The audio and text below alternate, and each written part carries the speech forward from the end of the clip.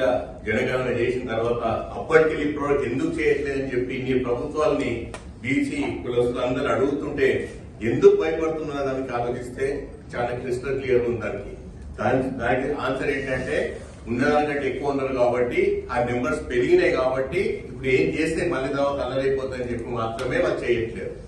నేనేమంటానంటే చేసిన తర్వాత మనం అడిగేది ఎంత పర్సెంటేజ్ ఉంటే దాని ప్రపోర్షనల్ ఎస్సీలకు ఎస్టీలకు ఇచ్చినప్పుడు బీసీలకు ఎందుకు ఇవ్వట్లేదు అని చెప్పి అందరూ అడుగుతున్నారు.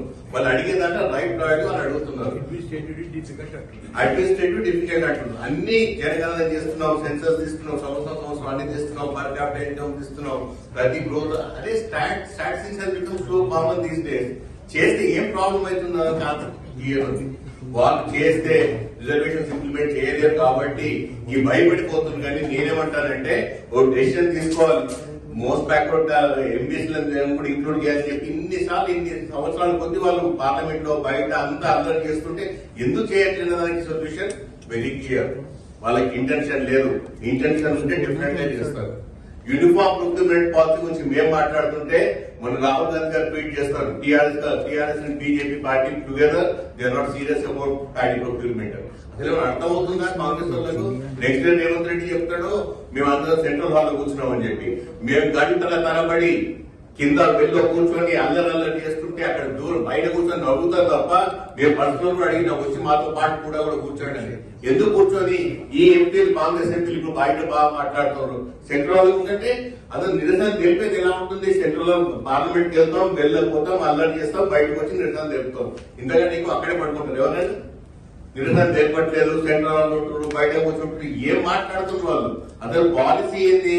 మేము అప్పుడైనా తింటున్నాం యూనిఫామ్ ప్రొక్యూర్మెంట్ పాలసీ ఇంప్లిమెంట్ చేద్దామని చెప్పి Rahul Gandhi also can join us in the well arguing for that. Because మొన్నదాకా పంజాబ్ లో వాళ్ళ ప్రభుత్వం ఉండే, ఆ పంజాబ్ లో వాళ్ళకు ఉన్నది కాబట్టి అట్లాంటి పాలసీ మనం అడుగుతున్నాం.